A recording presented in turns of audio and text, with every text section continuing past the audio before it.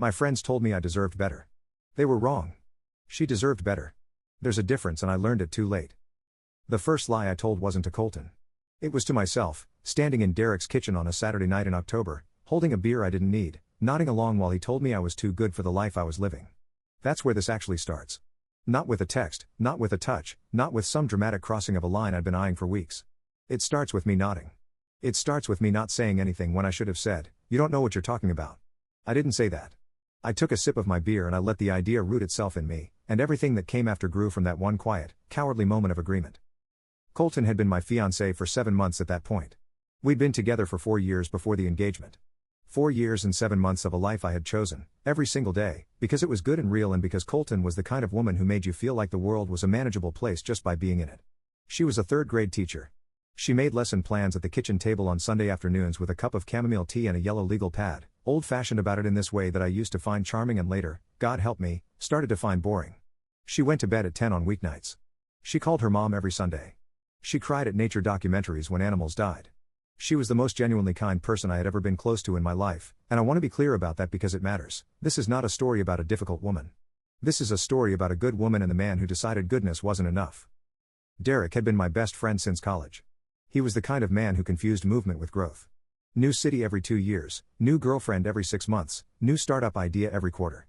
He'd been in 3 serious relationships since I'd known him, and the story he told about each of them ended with him walking away because he deserved more, and everyone always agreed with him, and I agreed with him too, because it was easier than asking what exactly more was supposed to look like. Derek thought Colton was sweet. He said that word the way you'd say it about a golden retriever. Sweet. Like it was a nice quality for a person to have but not a reason to build a life with someone. Noah was Derek's version of a hype man. Whatever Derek thought, Noah thought louder. He'd never met a woman he didn't eventually find some fault with, and his fault with Colton was that she was too settled. Too comfortable. Not ambitious enough, he said once, like Colton's third-grade students were going to hear that assessment and feel real bad about the woman teaching them how to read. Noah had never been engaged. Noah had never been in a relationship longer than 14 months. Noah had opinions about my 4.5-year relationship the way a man who's never left his county has opinions about international travel. I listened to both of them for 8 months. I want to own that. Nobody held my head and forced me to absorb their nonsense. I listened because some part of me wanted permission, and they were offering it freely, and it was easier to let 2 guys at a bar hand me a narrative than to do the actual work of figuring out what was wrong with me. Because that's what was actually happening. Something was wrong with me. Not with Colton. With me. I had turned 31 in the spring and something had shifted that I didn't know how to name or address, this restless, crawling dissatisfaction that had nothing to do with Colton and everything to do with my own unexamined fear that my life was becoming its final shape. I looked at the apartment we shared, the wedding plans on the refrigerator, the future I had wanted and chosen, and I felt something I can only describe as trapped, except the trap was entirely of my own construction and I had walked into it voluntarily and locked the door behind me. Instead of recognizing that for what it was, a personal crisis that had nothing to do with her, I looked for a cause. And Derek and Noah handed me one with both hands. She deserved better than you. That's what I should have heard. That's what was actually true. But what they kept saying was, you deserve better than this. And I let those 2 sentences trade places in my head until I couldn't tell them apart. Kayla came back into my life in November.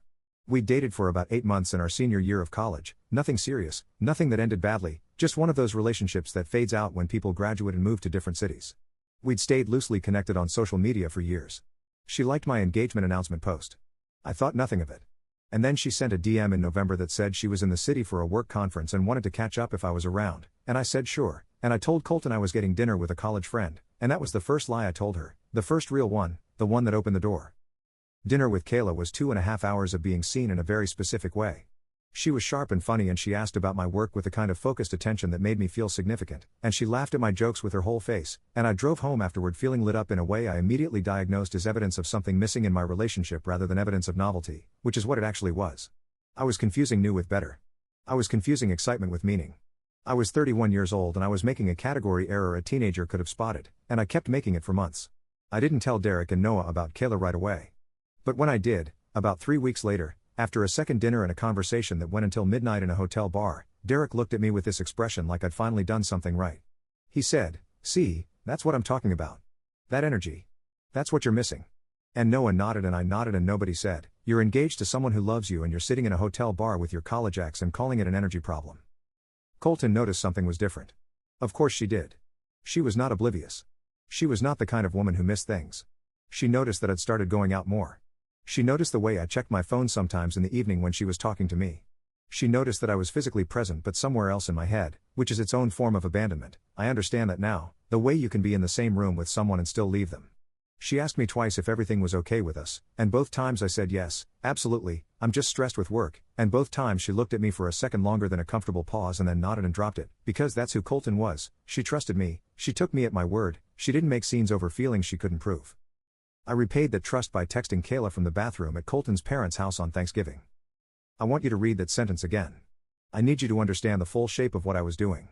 I was at the home of the woman who was going to be my mother-in-law, eating food that Colton's mom had spent 2 days preparing, sitting at a table with people who had accepted me as family, and I excused myself to the bathroom and texted another woman. That was who I had become. I didn't see it clearly at the time. I told myself it was just texting. I told myself nothing had happened, technically, which is the kind of logic that only works if you're willing to look past everything that's actually happening. The physical line got crossed in December. I'm not going to walk through the mechanics of it because they don't matter, and writing them out would just be a way of transferring the ugliness into your brain, and you don't need that. What matters is that it happened, and that after it happened I drove home and sat in my parked car in front of the building where Colton was asleep, and I felt, briefly and horribly, nothing. Just a kind of flat blankness, like a channel between stations. I thought I would feel something definitive. Guilt, relief, terror, certainty. I felt nothing, and the nothing scared me more than any of the other feelings I was prepared for. I went upstairs. Colton was asleep, exactly as I'd known she would be.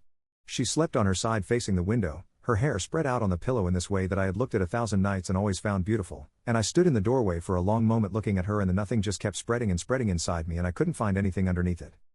I didn't stop. That's the part I find hardest to explain. I had that moment of standing in the doorway and looking at the woman I was supposed to marry and feeling the cold weight of what I'd done, and I still didn't stop. I kept seeing Kayla. I kept having dinner with Derek and nodding along when he told me I was finally figuring out what I wanted. I kept lying to Colton with increasing fluency, the way you get better at anything you practice. I started to understand that the lies were less about hiding something from her and more about hiding something from myself, because if I stopped lying I'd have to look at what I actually was, and I wasn't ready for that. Colton started planning the wedding in January. The venue, the caterer, the date. June of the following year.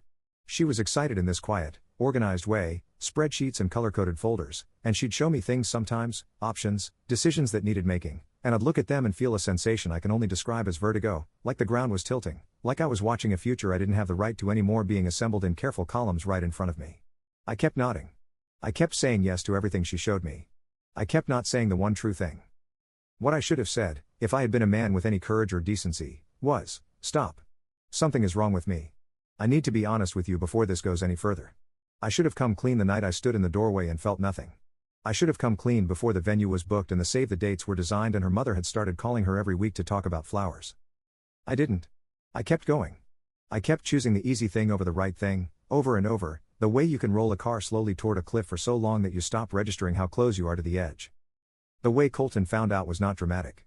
I need to tell you that, because in some part of my brain I had scripted a dramatic version, a confrontation where I was at least the active agent of my own destruction, and the actual version was so much smaller and sadder than that. Kayla texted my regular phone by mistake. She meant to use the number I'd given her for the secondary app we'd been using, and she typed the wrong contact, and the message landed on my regular phone, which was face up on the kitchen counter because I was home, and Colton was home, and I was in the shower. She didn't open it. She didn't have to. The preview text was enough. I came out of the shower and she was standing in the kitchen with her back to me, very still, looking at the counter. Not at the phone. Just at the counter. Her hands were at her sides. She wasn't crying. She wasn't shaking. She was just standing there with this absolute stillness that I had never seen from her before, not in 4.5 years, a stillness that had a quality to it, a density, like something had calcified inside her in the 30 seconds I'd been in the shower. I said her name.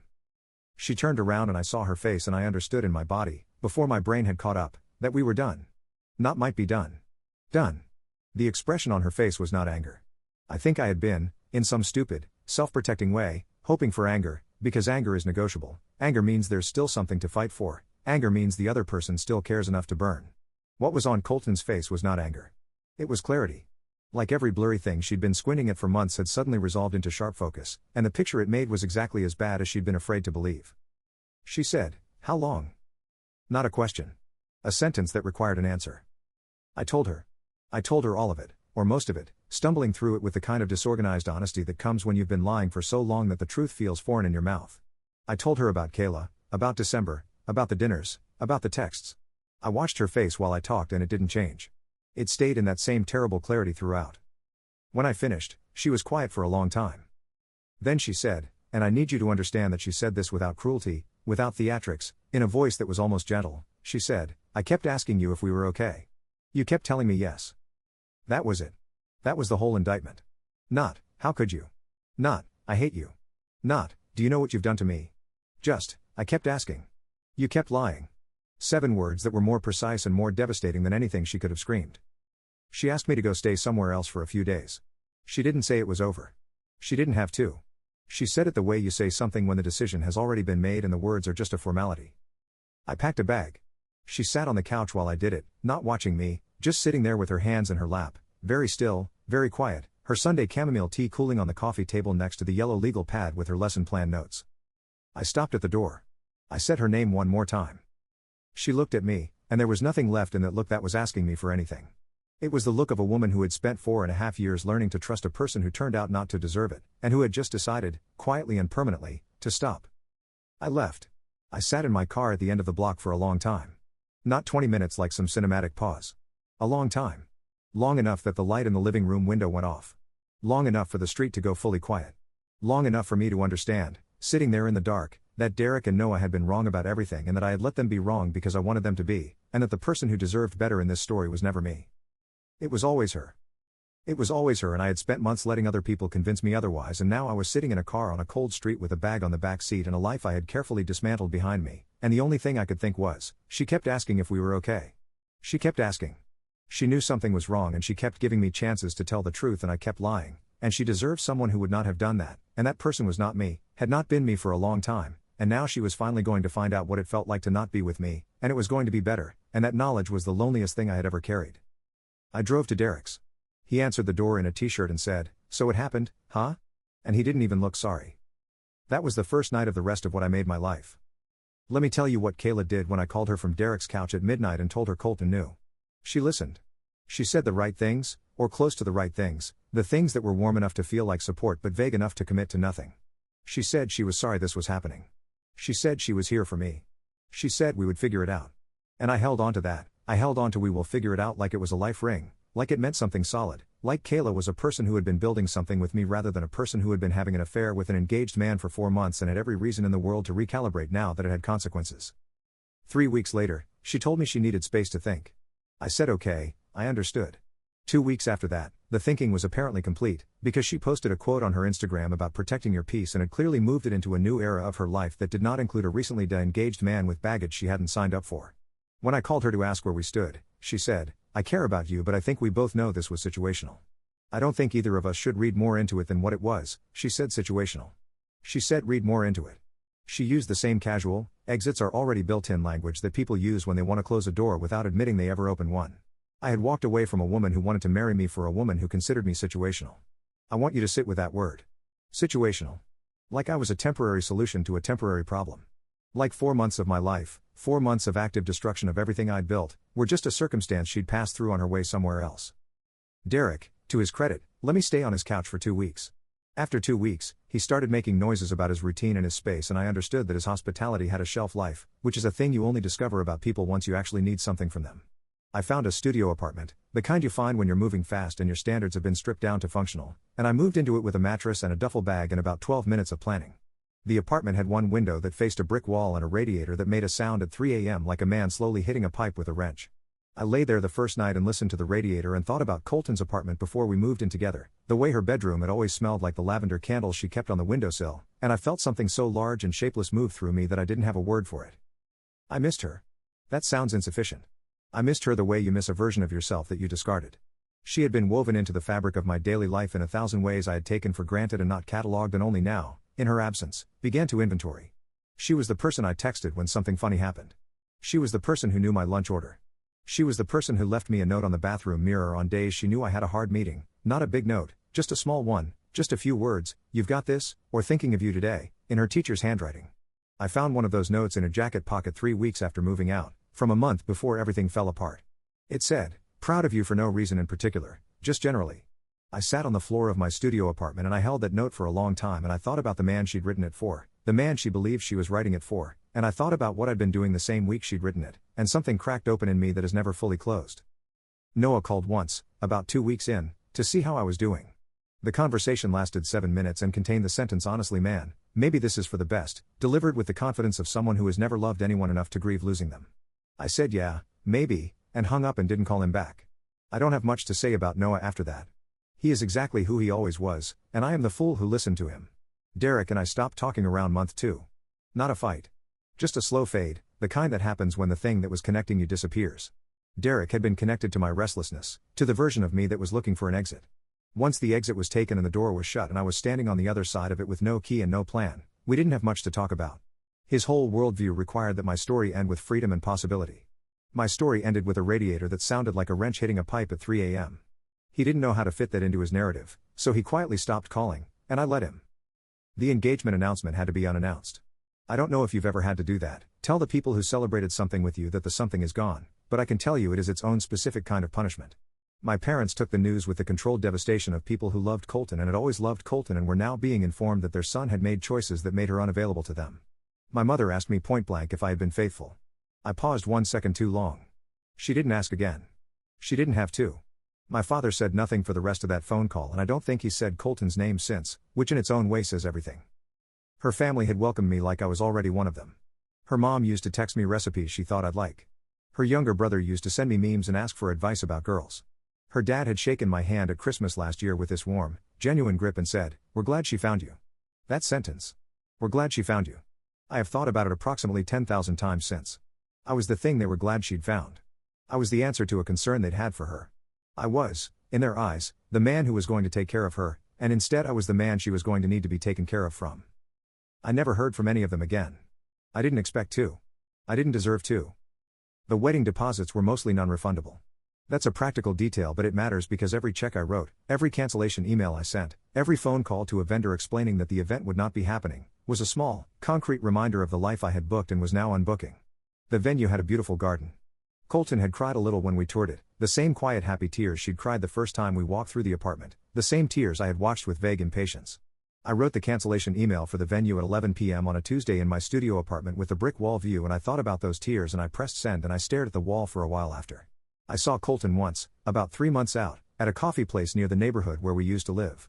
She was with a friend I recognized, and she saw me at the same moment I saw her, and for just a second the air between us had that specific charge that happens when two people have a shared history large enough to fill a room. She didn't look away. She didn't look hurt. She looked like someone who had been through something difficult and had come out the other side of it and was now just living, just getting on with it. She looked, and I say this without any bitterness and with full acknowledgement of what it cost me to see it, she looked fine. Better than fine. She looked like a woman who had recently been relieved of something heavy. She gave me a small nod, the kind you give someone you used to know, and she turned back to her friend, and that was it. No scene. No conversation. Just a nod and a turned back in the clear, unmistakable communication that I was now someone who existed in her peripheral vision at best. I stood in line and ordered my coffee and left and walked to my car and sat in it for a while in a parking lot, which has become my primary location for falling apart apparently, and I thought, she is going to be okay. She is already okay. And you are the reason she had to become okay. I started therapy around month 4, same as before, same reason, a morning I couldn't get up and an afternoon I spent talking myself into making a phone call. My therapist was a woman named Dr. Harmon who had this unhurried quality, like she had all the time in the world and none of it was going to be wasted. She let me talk for the first session without interrupting. At the end of it, she asked me one question: when your friends said you deserved better, what did you think better meant? I didn't have an answer. I spent months in that office trying to find one. What I came to, slowly and with a lot of resistance, was that I'd never actually defined it. Better had just been a feeling, a vague, restless hunger for something I couldn't name, and I'd let two men with failed relationships and bad judgment attach a woman's face to it. Kayla wasn't better. Kayla was different. Different felt like better because different felt like possibility, and possibility felt like the opposite of the quietly terrifying sense that my life had reached its final shape. But Colton wasn't the reason my life felt like it had reached its final shape. I was. The shape was mine. The feeling was mine. The work of figuring out who I wanted to be and what I actually wanted was mine, and instead of doing that work, I outsourced it to Derek and Noah and let them convince me the problem had a name and the name was the woman I was supposed to marry. Dr. Harmon said something in our 6th session that I think about often. She said, the people who told you that you deserved better were describing a feeling you had. They just gave it the wrong address. I was the address. I was where the problem lived. It had nothing to do with Colton. The rebuilding, such as it is, has been unglamorous. I moved to a better apartment around month 7, one with windows that faced actual sky. I started cooking instead of ordering everything. I got back to running, which I'd stopped during the worst months. I learned, in the grinding, Unromantic way you learn things when there's no one watching, some basic facts about who I actually was without the noise. I was quieter than I'd admitted. I was more anxious than I'd acknowledged. I was deeply afraid of stasis, not because stasis was bad but because I'd never learned to sit still with myself without needing something external to generate meaning. That was the actual problem. That had always been the actual problem. I became, in the absence of everything I'd burned, someone I could mostly stand to be. Not proud of. Mostly stand to be. There's a difference, and I am being careful about it because this story does not earn pride. There are things that don't come back. I want to be specific about them so that this feels real and not like a redemption arc with the redemption left out. The wedding that didn't happen. The family that welcomed me and then had to unwelcome me. The future that was planned in color-coded folders on a refrigerator. The woman who wrote notes on bathroom mirrors in teachers' handwriting. The version of myself that existed before I started nodding along in Derek's kitchen, that version is gone too, and I didn't even realize it was worth keeping until I'd already traded it away. My friends told me I deserved better. Better apartment. Better social life. Better woman. More excitement. More edge. More something. What I actually deserved was exactly what I had. A good woman who paid attention. A home we'd built together. A life that was ordinary in the specific way that ordinary means sturdy and lasting and real. I deserved what I had, and she deserved someone who knew it. And those two facts sitting next to each other is what I have to live with, permanently, in an apartment with sky-facing windows, making my own coffee every morning with nobody in the next room and nobody to blame. My friends told me I deserved better. They were wrong. She deserved better. And I was the worst she had to survive.